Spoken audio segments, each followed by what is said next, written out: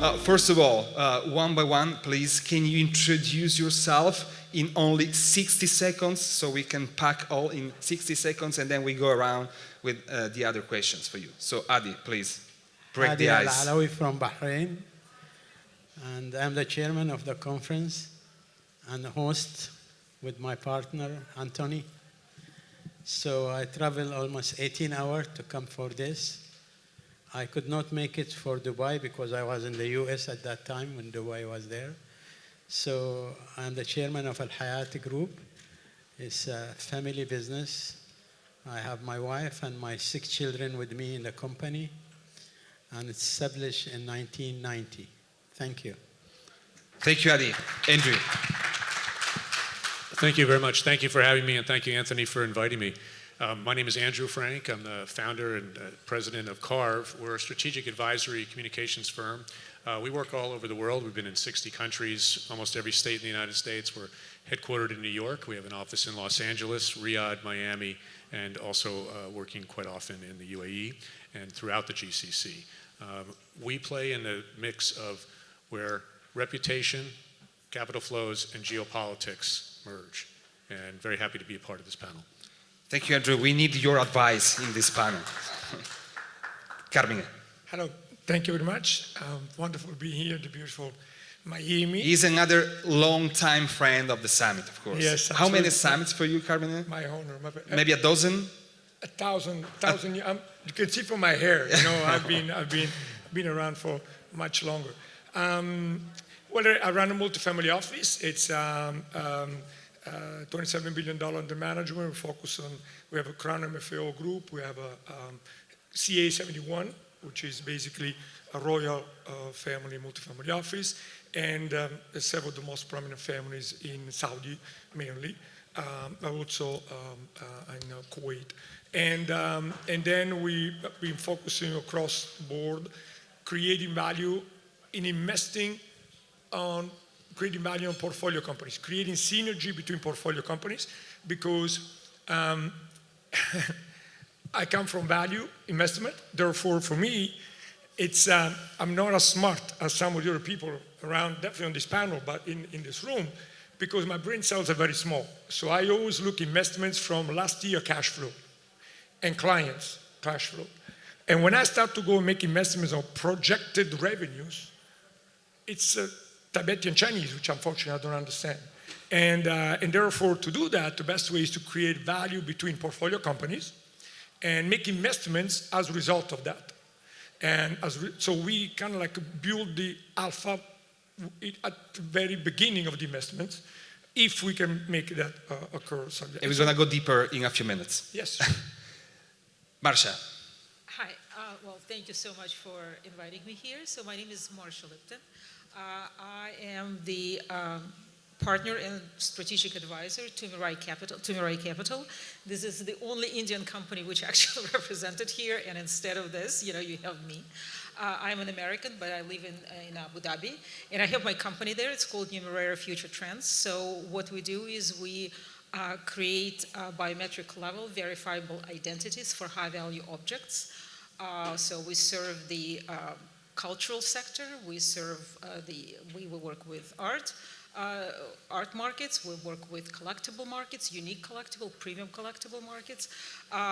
We work with museum. We secure and future-proof objects of patrimonial value and generally cultural significance. Thank you. Now we enter the sport world with Brian and with Nicola. Mine is easy, very quick. And this is great news for everybody because this is my last panel of the 2 days. So this is like the best. And I love Indian people. Just everywhere, I love them. I like see them across the room and I walk slowly to them and I embrace them and I say, I love you, money. Because Indian people is where the money is over the next like 5, 10, 15 years. And so that's my focus on everything right now. I think if you just want to make a ton of money, you just stand outside IIT, which is like MIT over there, but just a little bit smarter. And then you just stand outside with a sign saying, would you like some money? Because I'd like a unicorn. And that's it. You forgot to mention that you are a runner. Yeah, I would run to you. If you're Indian, I will run to you. I don't mind who you are. I'll go. Like India's going to be huge. I'll add one little thing on to India. India had 10, 15 unicorns. Unicorns, obviously, $1 billion private companies. 10, 15 unicorns only like 5, 6, 7 years ago. Now, what is it, 130, 140, 150? I'll make a bet that India will have up to 1,000 unicorns within the next 10 years. I think India will be the #1 country in the world for private billion-dollar companies, and it's all because of Indian moms. Thank you, Brian. Back to Saudi. Nicola. Let's fly to India later. Okay, I'm Nikola Petkovic, originally from Serbia, based in London, working in sport entertainment, buying the minority stakes, organizing events, and so many things that it's moving on the Middle East, China as well, because I was 4 years in China from 2016 to 2020.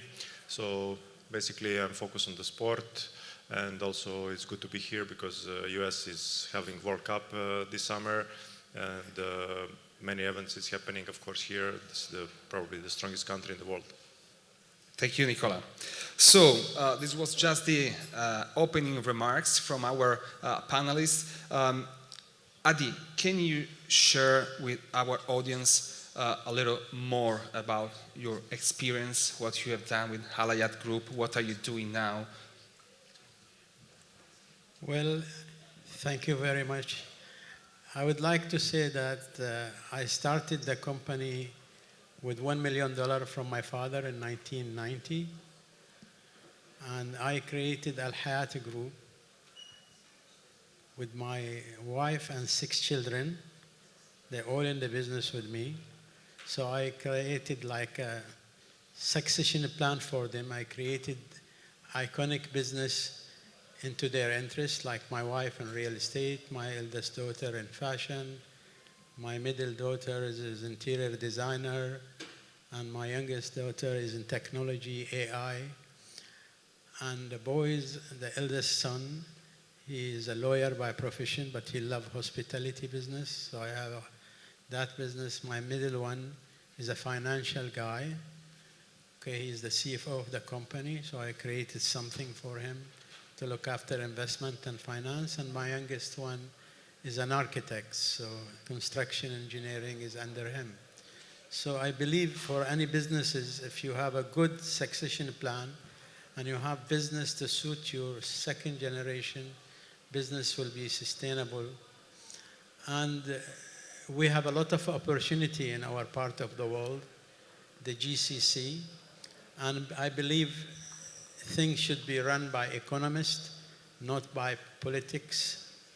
And at the moment, you know what we have a problems there, a lot of distractions. So hopefully this will end up in a nice, lovely, peaceful solution.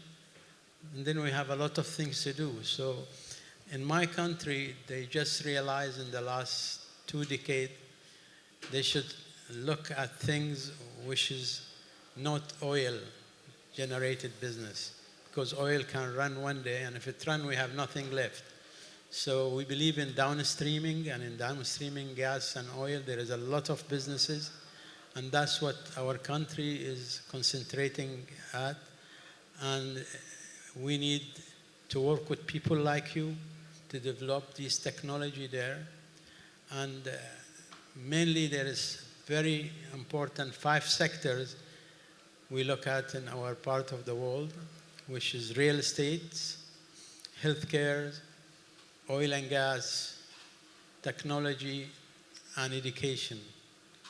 These are like 5 important pillars, and we like to work with the United States company because of their very strong into these 5 sectors.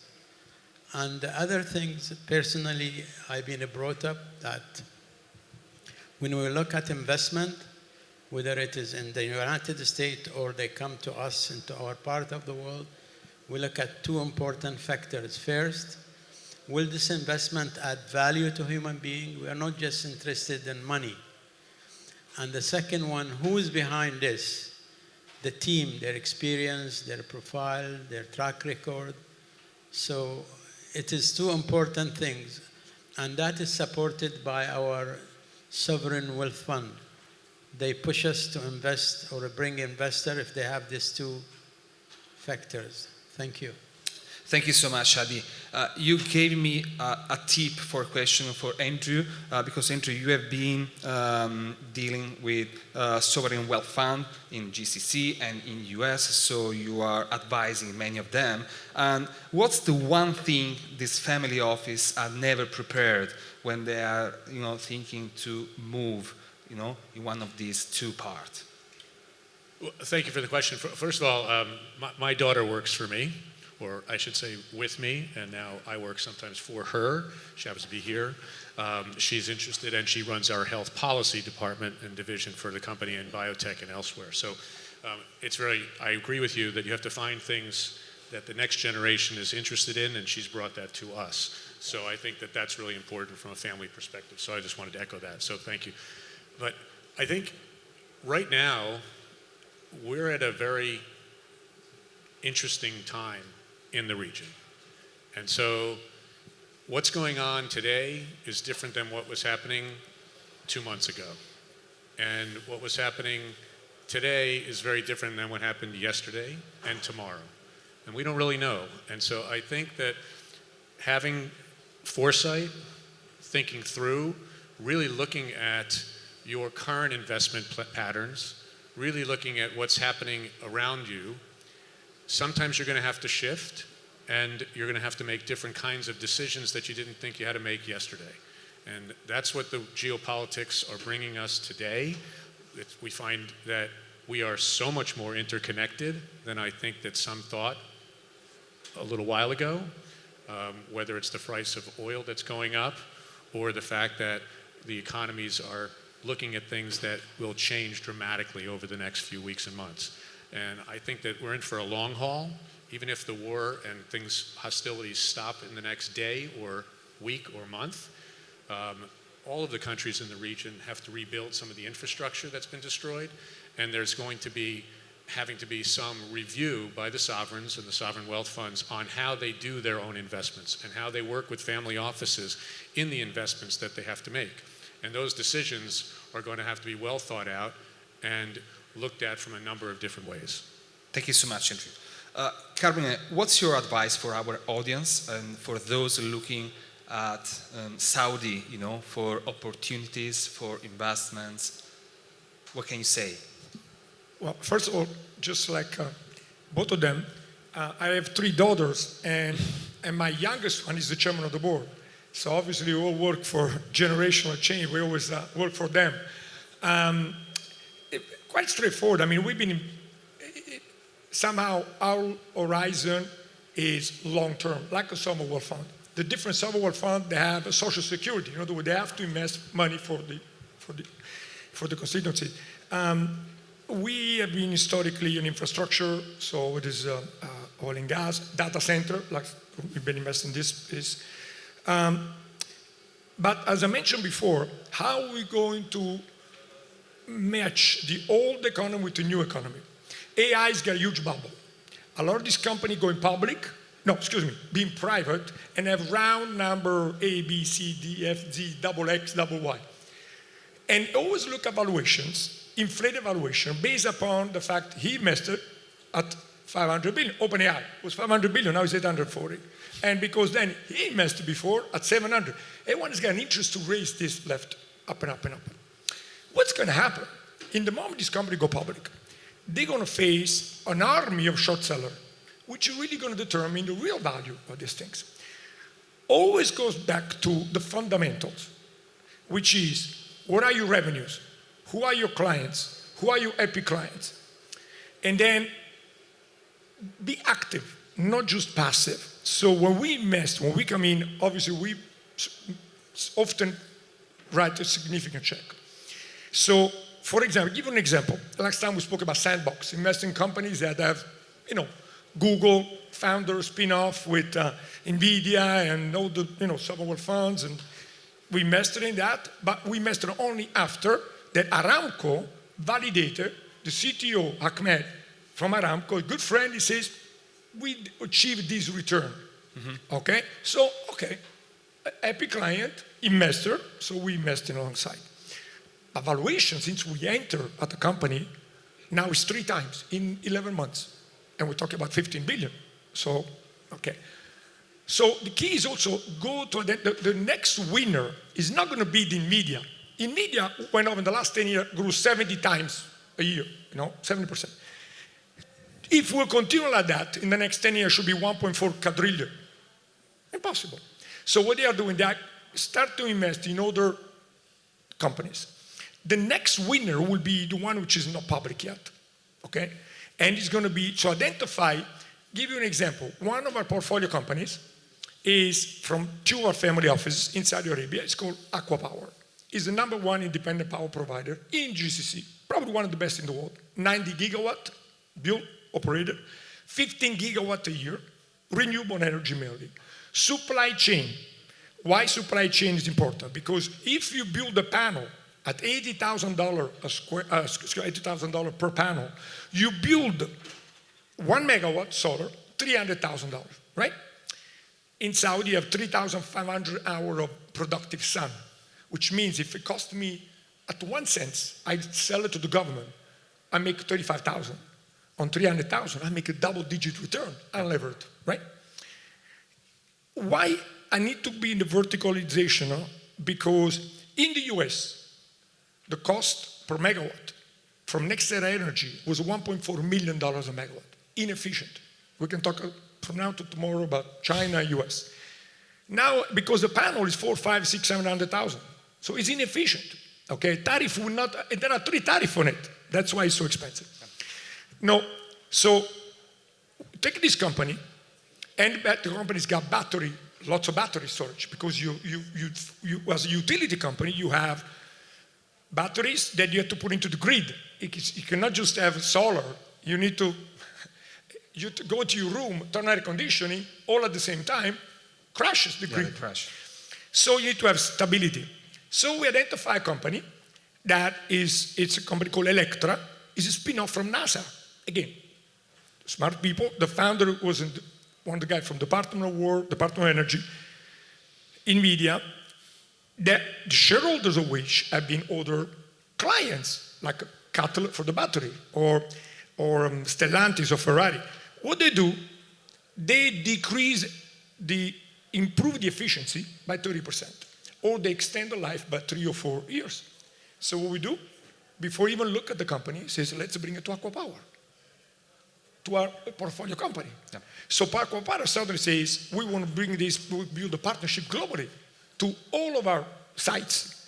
So I know this company now, which is working for Tesla, for example, is going to be worth 100 times more, 1,000 times more. So it's a smart investment to something which I've helped to validate with a client, like anything else, So that is my recommendation. Identify a company. Of course, you have a huge alpha. Like when similar to this, in a company, we invest with Bill Gates in a company called Carbon Engineering.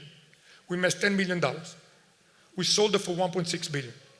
So the example, identify those type of companies, not when they're already 800 billion, but entry, and it's a big risk entry at this level. So that's why validation with the client, for me, it's critical, and that's my recommendation. Thank you so much.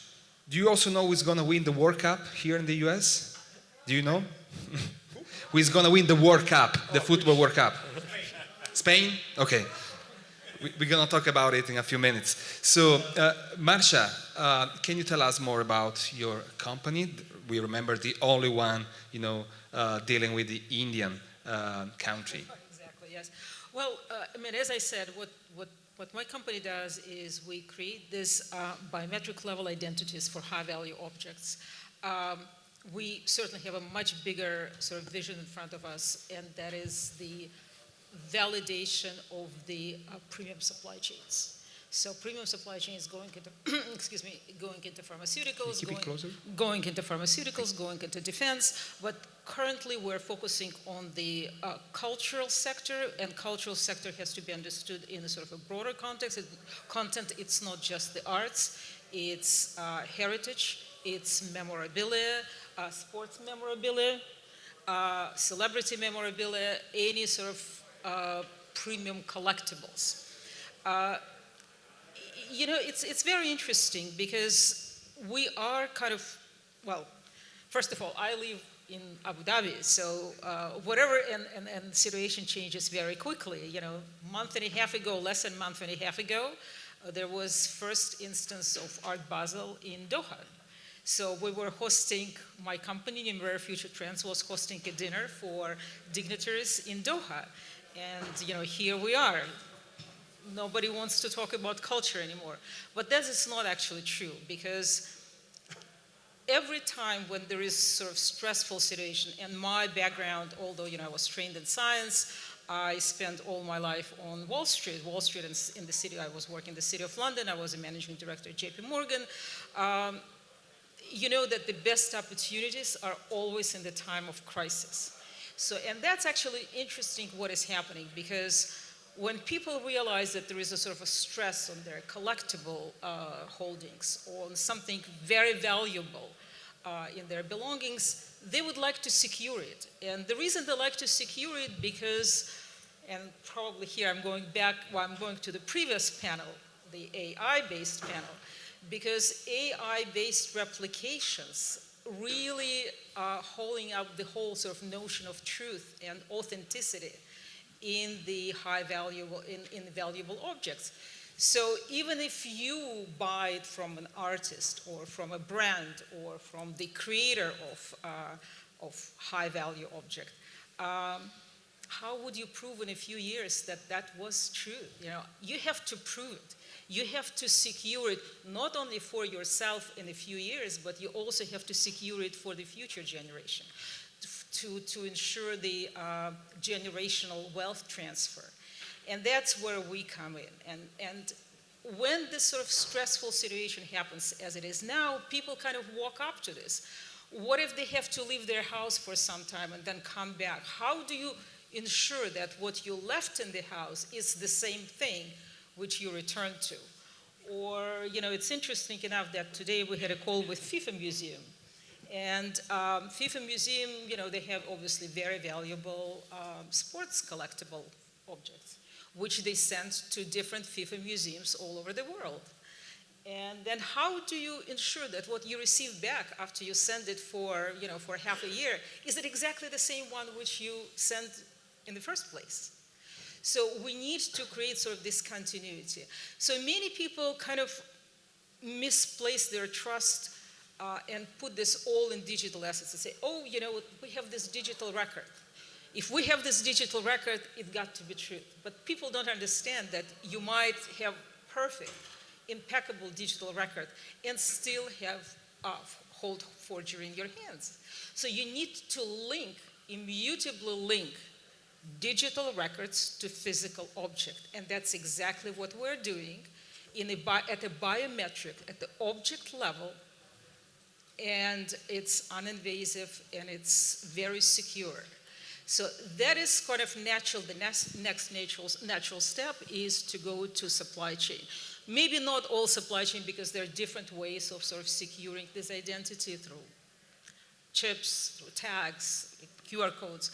But for the premium supply chain, where it's extremely important to make sure that you have the genuine object passing through the whole supply chain. So that's what my company does. And as I said, there is a silver lining. Unfortunately, you know, I don't want to have the silver lining, but if that situation kind of, you know, panning out, happening, then that's where people finally woke up to the notion of security at a really object level. Thank you so much, Marcia. Brian, we were together in Dubai just 1 month ago, beginning of February. Now looks like, you know, many things has changed. What hasn't changed, of course, is the vision of this country, of this region for the future. What's your point, your personal point on this? Can I take the question that you asked and then just ignore it, and then take the question which you're thinking, right? And then address that. Because it's kind of tied in, but it's a little bit different. But it's just something that's just very present of mind. Actually, Carol, who's a great friend of mine over there, brought it up last night. And I think it's just something that we need to look at. This year that's coming is going to be the greatest year of wealth attrition, ownership there's ever been in the history of the world. Like, there's never been $1 trillion person ever before. There have never been so many billionaires. There've never been so many people earning, but we've never been in this place. But at the same time, we have a worse relationship with money than we've ever had in the past. And I started to see this without even realizing it until Carol just reminded me yesterday with founders, where a founder would say, oh yeah, sorry dude, it's lost, company didn't go well. It's just the way things go. I'm like, I'm sorry, that's not the effing way things go. Somebody worked really, really, really hard for that. Like, somebody didn't go to their kids' play practice. They didn't go home for dinner. They didn't meet with their friends so that money can be earned and brought through. And so we've entered this world where there's this apathy about money and this fear about money and this aggression about money. And it's all happening at the same time. And I think it's kind of terrifying. And I think it starts with educating our kids, educating ourselves, educating our politicians about what money really is and how it's supposed to flow. Because we do have this incredible opportunity through startup, through property, through everything, for people to have $5 million, $10 million, $15 million, be comfortable for their entire lives. They want to have more, they can have more as well. But it has to start with this recognition that if we continue down this path of fewer and fewer people having more and more money, then this stuff that we see going on in the world, in Dubai, in the Middle East, and everywhere else, it's going to get a lot worse because we're just going to lean into it. So I just wanted to share that because I think it's our duty in this room to address it. Thanks for sharing. Thanks for sharing, Brian. So, Nicola, let's talk about, of course, the upcoming World Cup here in the US. How do you see it? Okay, I think this is the biggest market in the world. This is the country that sport is really growing, and especially because in Europe as well, okay, soccer is a World Cup here, but in Europe soccer is belong to the people. When the celebrity comes, celebrities actually ex-players, so there is not actually like actors, influencer, or any other kind of the popular people in the world, which is totally different in US. You have during NFL, during the NBA finals, during the All-Star, you have the all world celebrity coming to the games, and that's why I think this World Cup will change many things here with the numbers. I mean, numbers about the money that will grow here, and first time it's actually winning the box of the money is like 120 million, which is insane. And as I say, really huge impact. I'm sorry for the situation in the Middle East because in the 2034 we'll be in Saudi Arabia, which will affect, if this continue, a lot about growing the stadiums there because they need to build a 12 stadium until that time. They need to be finished until 2030. But in my opinion, I hope, like Mr. Brian said, this money is coming crazy, but is moving a lot of things around as well. Of course, this country, I think, will have probably the biggest benefit from all this, and World Cup will, I think, change many things in a positive way. There are any future soccer events from Europe here in US? Actually, never happened, and we hope that can happen in future because Europe belongs to UEFA, America belongs to FIFA. So, but there is option to happen, and hope this city can make it in the future for sure. Can you share with us, just with us, who's gonna win the World Cup? Oof. Just with us. Spain or Brazil? Spain again. Okay, Italy? No more. Okay, enough. Thank you. Okay. Did Italy qualify? Not yet. Thank you, Brian. Always so kind. We're gonna qualify in the next weeks. Thank you all of you guys. Thank to my fellow panelists. Please, a big round of applause for them.